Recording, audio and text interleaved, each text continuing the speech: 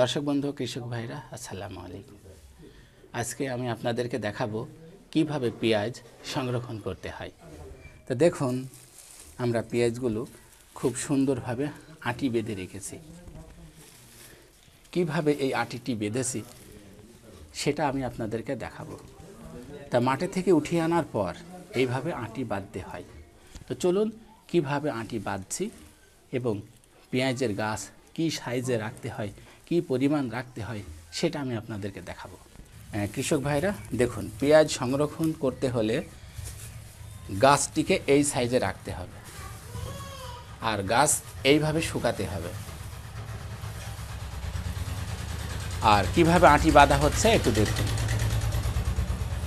ভালো করে একটু খেয়াল করবেন যে আমরা পেঁয়াজ ভালো ভালো পেঁয়াজগুলো আমরা সাইজ করে করে আমরা আটি বাঁধছি।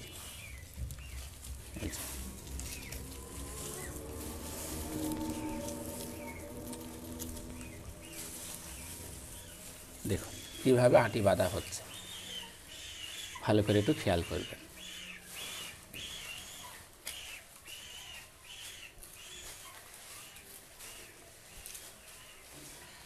এইভাবে বেঁধে আমরা কোথায় ঝুলিয়ে রাখবো, কোথায় রাখবো সেটাও আপনাদেরকে দেখাবো। ভালো করে একটু খেয়াল করবেন। এই যে হয়ে গেল। এই যে এই আটি বাঁধা পেঁয়াজগুলো কোথায় ঝুলিয়ে রাখবো, কিভাবে সংরক্ষণ করে রাখবো সেটাও আমি আপনাদেরকে দেখাবো। তো আমরা মাঠে থেকে উঠিয়ে এইভাবে পালা দিয়ে রেখে দিয়েছি।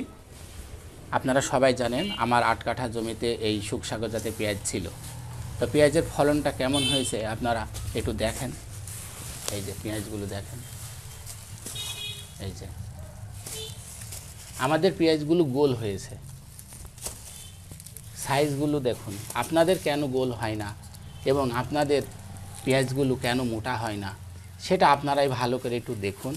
যদি আরও দেখতে চান আপনারা আসুন আমার বাড়ি, দেখতে পাবেন। চলুন কীভাবে যে আঁটি বেঁধে রেখেছি এখানে দেখুন।